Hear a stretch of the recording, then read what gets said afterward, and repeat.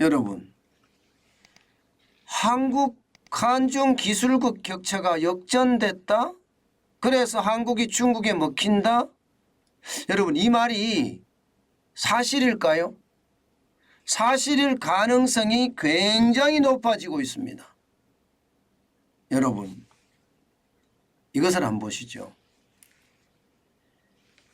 과학기술정보통신부에서 쉽게 말하면 기술 수준 평가를 나타낸 지표입니다.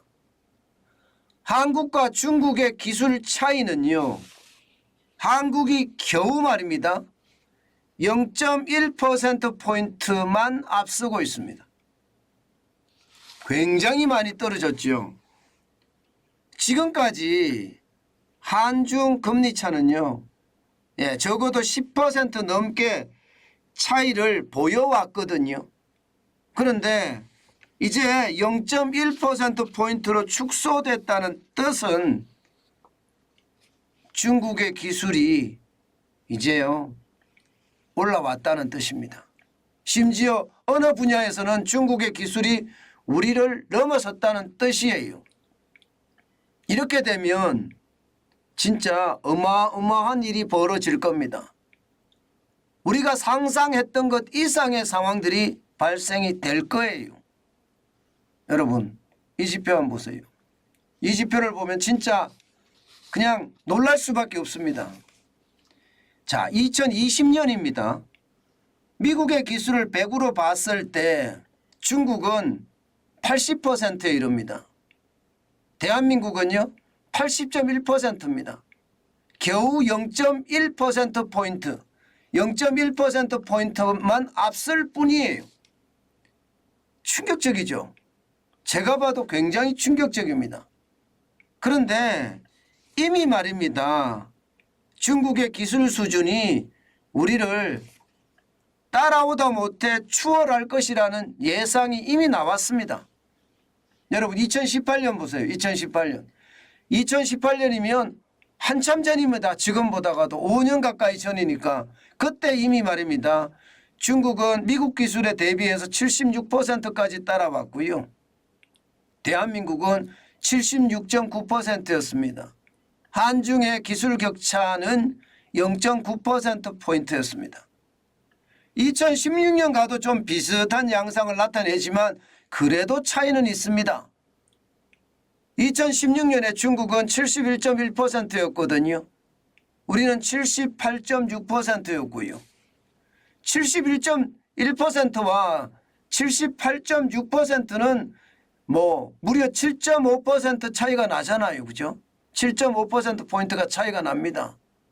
그렇기 때문에 7.5%라는 것은 쉽지 않다 이렇게 이야기할 수 있을 정도예요. 그런데 급속도로 따라 붙었죠.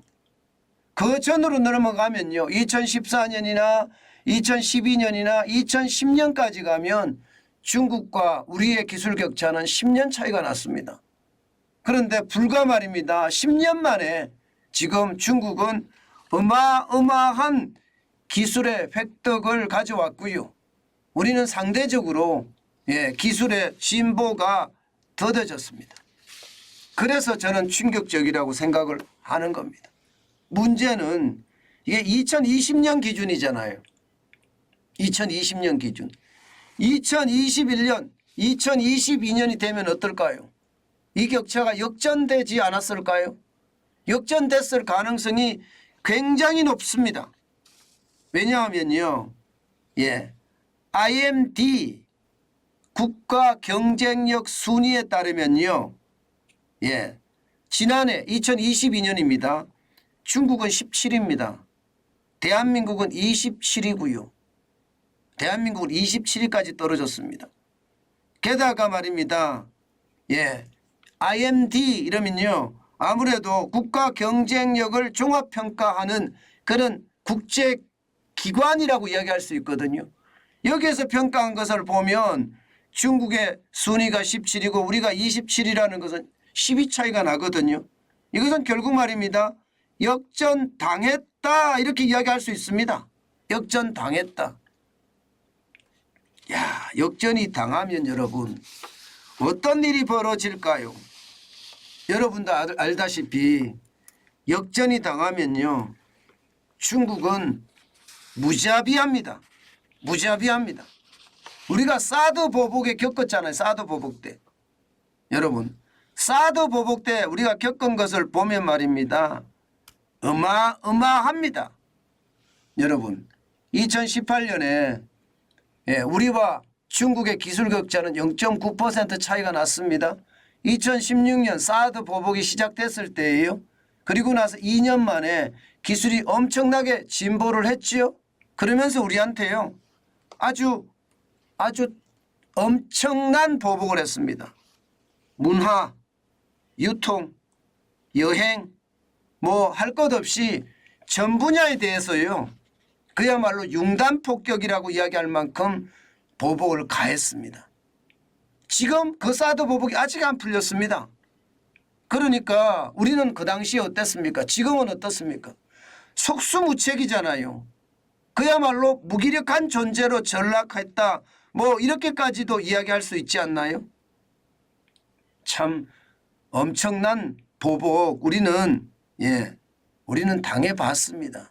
자, 이렇게 되면 여러분, 사드 보복 때 이들이 보복했던 것을 감안해 보면 지금 기술 격차가 역전이 됐다면, 아마 역전이 됐을 가능성이 굉장히 높을 것 같은데, 역전이 됐다면 어떻게 될까요?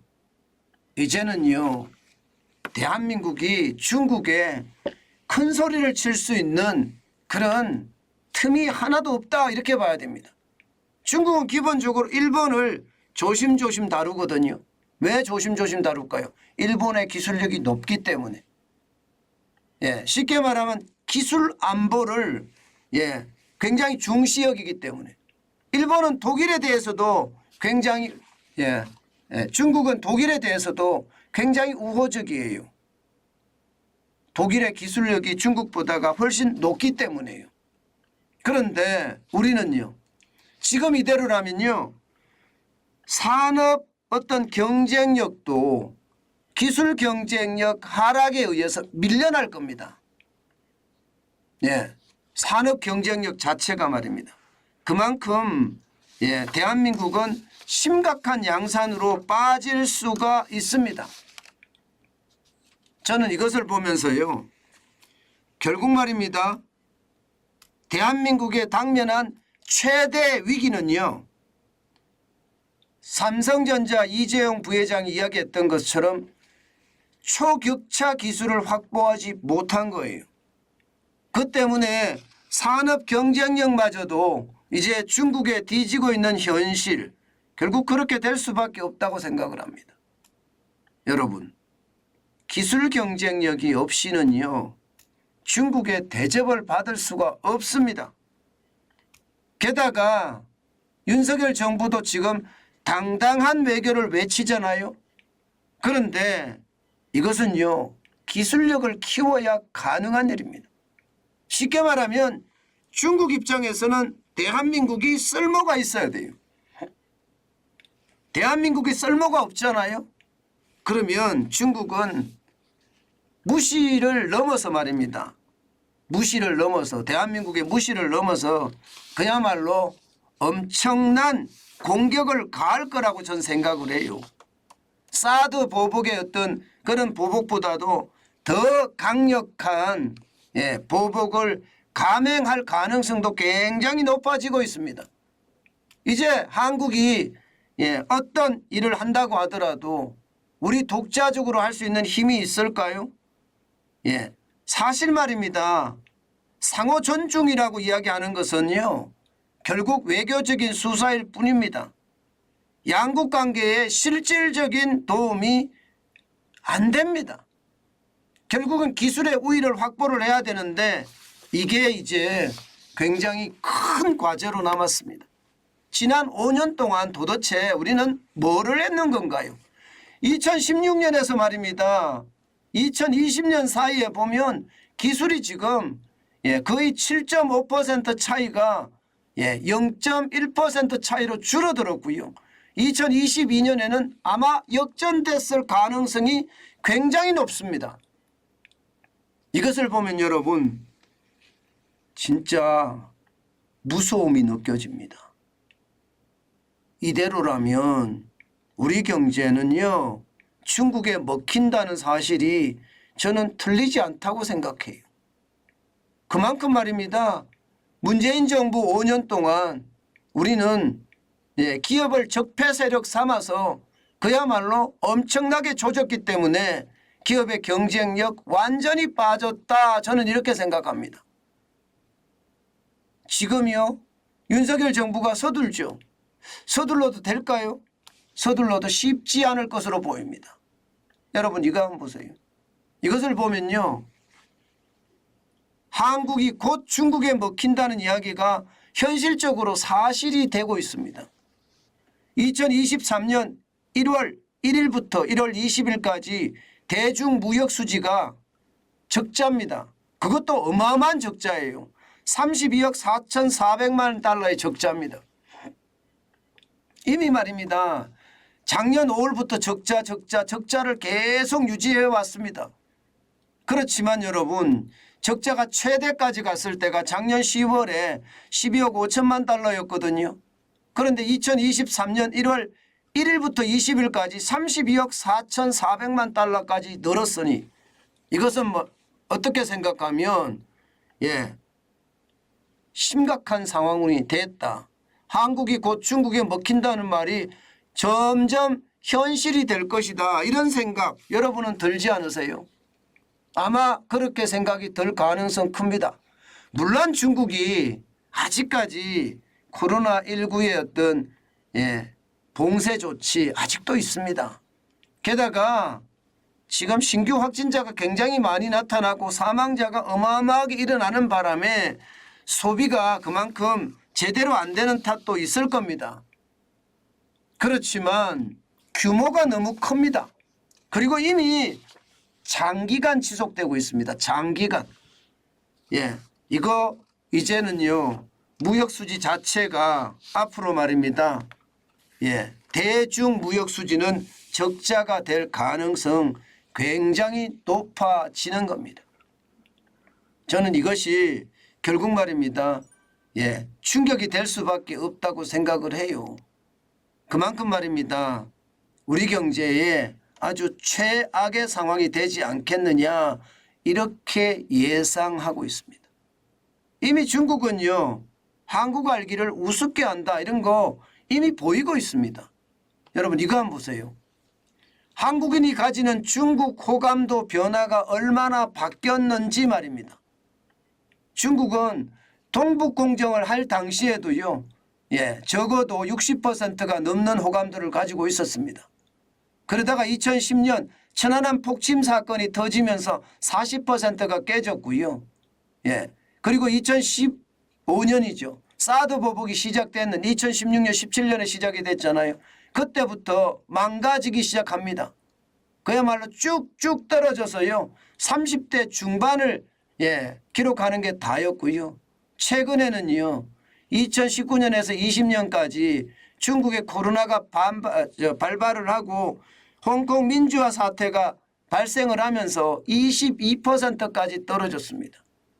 이 말은 여러분 중국이 우리를 그만큼 무시를 하기 때문에 중국이 우리 알기를 우습게 보기 때문에 우리 국민들의 중국 호감도가 확 떨어진 겁니다. 저는 이 호감도가 이렇게 떨어졌다는 사실 자체 하나만 보더라도요. 중국과 우리는요. 지금 최악의 상황으로 갈 가능성 굉장히 깊어졌다 이렇게 생각을 합니다. 우리의 어떤 호감도가 떨어지면 중국인들의 한국인에 대한 호감도도 같이 떨어지게 돼 있잖아요. 그러면 안 그래도 적자가 엄청난 그런 상황이잖아요. 이 상황에서 적자가 더 커질 수밖에 없는 그런 상황으로 내몰릴 가능성 굉장히 큽니다. 그러면 우리는 어떻게 해야 할까요? 방법은 하나입니다. 예전으로 돌아가는 거예요. 예전으로 돌아가는 게 뭐죠? 자유진영의 어떤 국가들과의 연대를 굉장히 강화시켜 나가야 됩니다.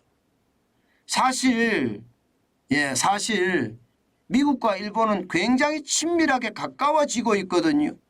조 바이든 대통령하고요, 기시다 후미오 일본 총리하고 이들이 정상회담을 하면서 정상회담 공동성명에 무슨 얘기가 들어가 있는지 아세요? 우리는 경제적 압박, 비시장적 정책 및 관행, 그리고 자연재해 등과 함께 위협에 맞서겠다, 이렇게 이야기합니다. 이 말은 결국 경제적 압박이나 비시장적 정책이나 관행, 이 말이 어딜까요? 중국입니다. 중국에 대해서 공동전선을 편다는 거예요. 이제는 공급망을 세 개의 공장 중국이 아니라 첨단 기술의 공장은 미국에, 그리고 공산품의 공장은 동남아에 만들겠다. 공급망 자체를 완전히 변화시키겠다. 여기에 미국과 일본이 함께 한다는 뜻이거든요. 저는 우리도 이 자유진영의 어떤 국가들과 연대를 강화하고요. 또 지금 중국을 탈출하면서 다변화를 꾀하고 있거든요. 이미 기업들은 먼저 움직여서 굉장히 빠른 다변화로 나아가고 있습니다. 뭐 삼성만 하더라도 중국에 휴대폰 공장 없잖아요, 이제. 그리고 휴대폰 공장은 베트남에 지어서 베트남을 생산 기지화하고 있거든요. 이런 것처럼 결국 말입니다. 자유진영의 연대와 이게 협력을 강화하면서 전 세계의 어떤 수출 다변화를 꾀하는 수밖에 방법이 없다. 그러면서 말입니다. 이재용 삼성전자 부회장이 이야기했던 것처럼 초격차를 기술을 확보하기 위해서 지금 정부가 그리고 기업이 절대 노력을 해야 됩니다. 이 절대 노력이라는 게 굉장히 중요하잖아요. 그죠? 지금 절대 노력을 안 하면요, 우리는 영원히 중국에 먹힐 가능성 굉장히 커집니다. 지난 5년 다 날렸습니다. 기술 개발해야 되는데 주 52시간제 도입하고요. 최저임금 어마무시하게 올려가면서 기업의 경쟁력을 다 망가뜨렸거든요. 이거 앞으로 5년 해도 회복을 못할 겁니다. 그렇지만 회복을 시키기 위해서 최선의 노력을 다 해야 될 겁니다. 기업도 마찬가지고요. 지금 우리에게 주 52시간제 중요할까요? 저는 이대로 가면요, 한국은 최악의 상황으로 갈 수도 있습니다. 주 52시간제가 굉장히 중요하다고 하더라도요, 이게 탄력적으로 운영하면서요. 그리고 주 52시간보다 더 일하는 사람들한테는 더 많은 보상을 해주면서 대한민국의 기술을 더 빨리 발전시켜 나가는 방법, 굉장히 빠른 속도로 찾아야 됩니다. 여러분, 한 가지 예를 더 들어보겠습니다. 중국은요, SMR이라고 하나요? 초소형 원자로 이미 가동에 들어갈 준비가 다 돼 있대요. 곧 가동에 들어간다고 합니다. 여러분도 알다시피 원자력 기술은 대한민국이 세계 첫 번째입니다. SMR 소형 원자력 우리는 개발한 지가 오래됐어요. 그런데 우리는요, 발전소는 커녕 상용화도 못 시키고 있거든요. 그런데 중국은 벌써 발전소를 만들고 곧 시운전을 한다고 하니까 이게 어마어마한 일입니다. 우리는 문재인 정부 5년 동안 탈원전하면서 원전 자체를 완전히 망가뜨렸거든요. 그것을 생각하면요, 중국의 어떤 발전은 이제 우리의 두려운 존재가 됐다, 이렇게 생각할 수가 있습니다. 저는 국가 지도자들이 지금처럼 그냥 표현 쓰겠습니다. 멍청하게 대응을 해서는요, 절대 중국을 이길 수 없다. 자칫 잘못하면 중국에게 먹힌다. 저는 이 이야기 다시 한번 올리고 싶습니다. 그만큼 말입니다. 안타깝습니다. 우리 대한민국이 안 그래도 경제 속국이라는 말을 계속 들어왔는데 앞으로는 더 심각한 그런 상황이 되지 않을까 두렵기도 하고요. 중국의 약진은 우리의 몰락, 대한민국의 몰락으로 이어질 가능성 지금 현재까지는요 굉장히 높아지고 있습니다.